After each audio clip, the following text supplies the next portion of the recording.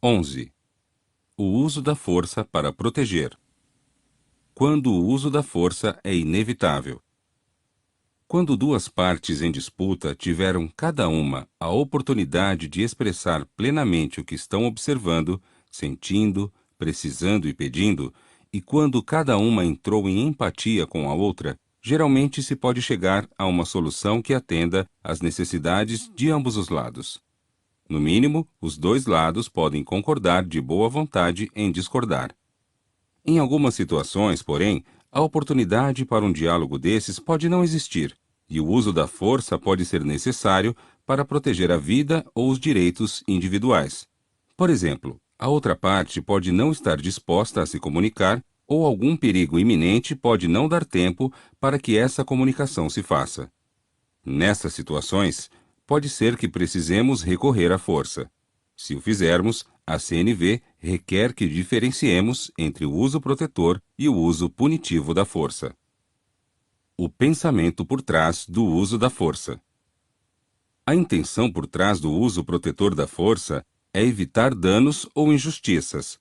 A intenção por trás do uso punitivo da força é fazer que as pessoas sofram por seus atos percebidos como inadequados.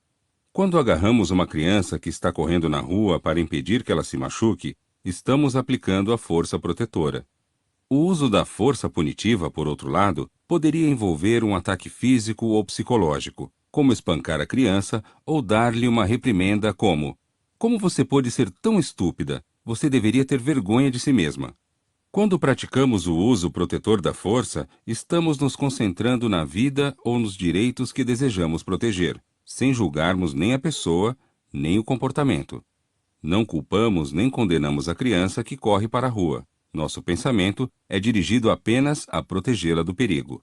A respeito da aplicação desse tipo de força em conflitos sociais e políticos, veja o livro de Robert Irving, Nonviolent Social Defense.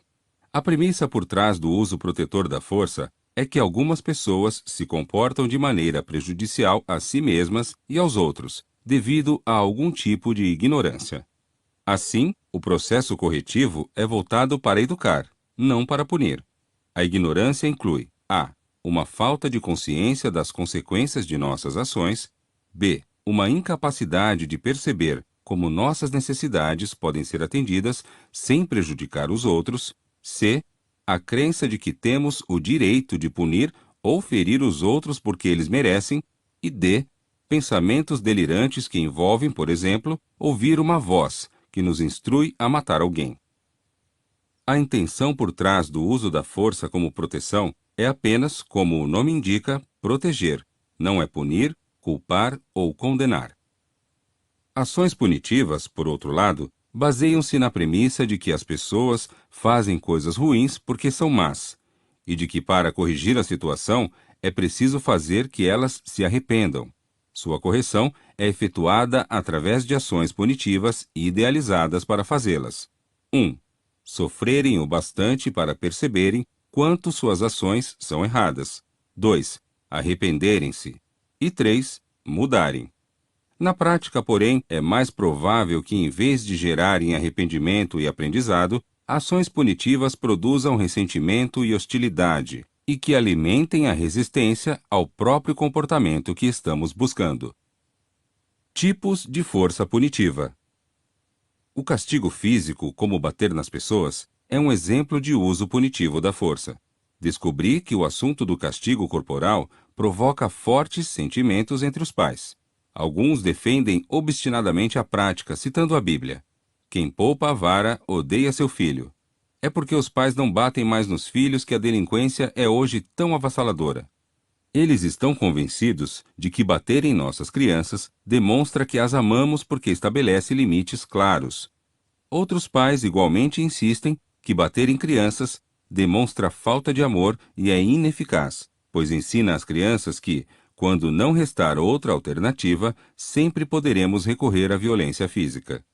Minha preocupação pessoal é que o medo que as crianças têm do castigo físico possa obscurecer sua consciência da compaixão que existe por trás das exigências dos pais. Estes comumente me dizem que têm de usar força punitiva, porque não veem outra maneira de influenciar os filhos a fazerem o que é bom para eles. Reforçam suas opiniões com histórias de crianças que expressam estar contentes por verem a luz depois de terem sido punidas. Tendo criado 4 filhos, sinto profunda empatia com os pais no que diz respeito aos desafios diários que enfrentam para educar os filhos e mantê-los em segurança. Entretanto, isso não diminui minha preocupação com o uso de castigos físicos. O medo do castigo corporal obscurece nas crianças a consciência da compaixão subjacente às exigências dos pais. Em primeiro lugar, fico imaginando se as pessoas que proclamam o sucesso desse tipo de punição têm consciência dos inúmeros casos de crianças que se voltam contra o que poderia ser bom para elas simplesmente por escolherem lutar contra a coerção, em vez de sucumbirem a ela. Em segundo lugar, o sucesso aparente do castigo físico em influenciar uma criança não significa que outros métodos não pudessem ter funcionado igualmente bem. Finalmente, compartilho das preocupações de muitos pais a respeito das consequências sociais de se empregar o castigo físico. Quando os pais escolhem usar a força, podem ganhar a batalha de obrigar as crianças a fazer o que eles querem, mas, nesse processo, não estarão perpetuando uma norma social que justifica a violência como meio de resolver diferenças? Além do castigo físico, outras formas de uso da força podem ser consideradas punitivas. Uma delas é o uso da culpa para desacreditar outra pessoa. Por exemplo, um pai pode rotular o filho como errado, egoísta ou imaturo quando ele não se comporta de determinada maneira. Outra forma de força punitiva é a retirada de alguns meios de gratificação, como quando os pais cortam a mesada ou a permissão para sair. Nesse tipo de punição, a retirada da afeição ou do respeito é uma das ameaças mais poderosas de todas. As punições também incluem colocar rótulos que expressam julgamentos e retirar privilégios. Os custos da punição. Quando nos submetemos a fazer alguma coisa apenas com o propósito de evitar uma punição, nossa atenção é desviada do valor da própria ação. Em vez disso, estamos nos concentrando nas consequências que podem acontecer se deixarmos de agir daquela maneira. Se o desempenho de um trabalhador é guiado pelo medo da punição, o serviço é feito, mas o moral é afetado. Mais cedo ou mais tarde, a produtividade diminuirá. A autoestima também diminui quando a força punitiva é utilizada. Se as crianças escovam os dentes porque sentem vergonha e medo do ridículo, sua saúde bucal pode melhorar, mas seu respeito por si mesmas ganhará cáries. Além disso, como todos sabemos, punições custam muito em termos de boa vontade. Quanto mais formos vistos como agentes de punição, mais difícil será para os outros responderem compassivamente a nossas necessidades. Quando temos medo de ser punidos, concentramo-nos nas consequências, não em nossos próprios valores. O medo da punição diminui a autoestima e a boa vontade. Eu estava visitando um amigo, diretor de escola, em seu escritório quando ele percebeu pela janela um menino grande batendo em outro menor. Com licença, ele disse, saltou e correu para o pátio. Agarrando o aluno maior, ele lhe deu um tapa e o repreendeu. Isso lhe ensinará a não bater em pessoas menores. Quando o diretor voltou para dentro, observei. Não acho que você tenha ensinado àquela criança o que você pensou que estava ensinando. Suspeito que, em vez disso, o que você lhe ensinou foi a não bater em pessoas menores do que ele quando alguém maior, como o diretor, pode estar olhando. Se você fez alguma coisa, parece-me que foi reforçar a noção de que a maneira de obter o que você quer de alguém é batendo nessa pessoa. Em situações como essa, recomendo em primeiro lugar entrar em empatia com a criança que está se comportando de forma violenta.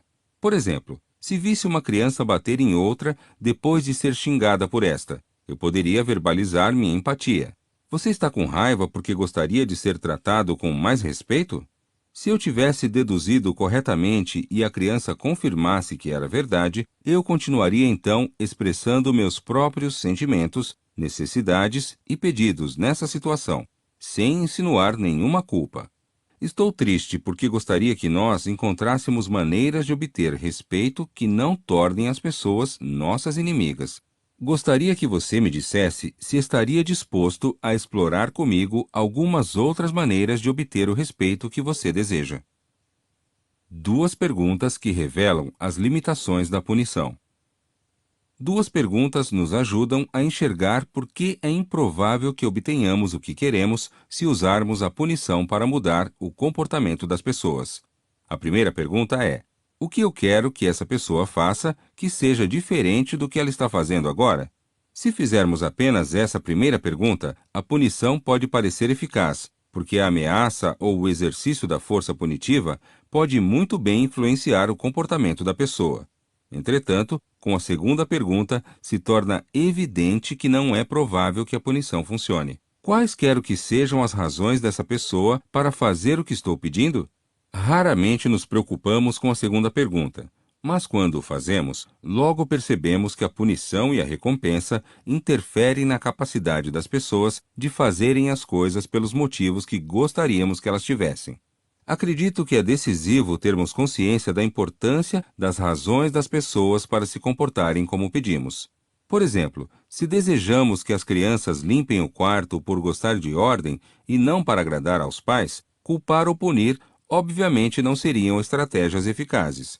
Muitas vezes, as crianças limpam o quarto motivadas pela obediência à autoridade, porque mamãe disse para eu fazer isso, pelo desejo de evitar uma punição ou por medo de aborrecerem os pais ou de serem rejeitadas por eles. A CNV, entretanto, estimula um nível de desenvolvimento ético baseado na autonomia e na interdependência, pelo qual reconhecemos a responsabilidade por nossas próprias ações e temos consciência de que nosso próprio bem-estar e o dos outros são uma coisa só. Pergunta 1. O que eu quero que essa pessoa faça? Pergunta 2. Que motivos desejo que essa pessoa tenha para fazê-lo? O uso protetor da força nas escolas. Gostaria de descrever como alguns estudantes e eu usamos a força protetora para trazer à ordem uma situação caótica numa escola especial. Essa escola foi idealizada para alunos que haviam tomado bomba ou sido expulsos de salas de aula convencionais. A administração e eu esperávamos poder demonstrar que uma escola baseada nos princípios da CNV seria capaz de sensibilizar esses estudantes. Minha tarefa era treinar os professores na CNV e servir como consultor pelo resto do ano. Com apenas 4 dias para preparar os professores, não consegui esclarecer suficientemente a diferença entre a CNV e a permissividade. Como resultado, alguns professores estavam ignorando situações de conflito e de comportamento perturbador, em vez de intervirem nessas situações.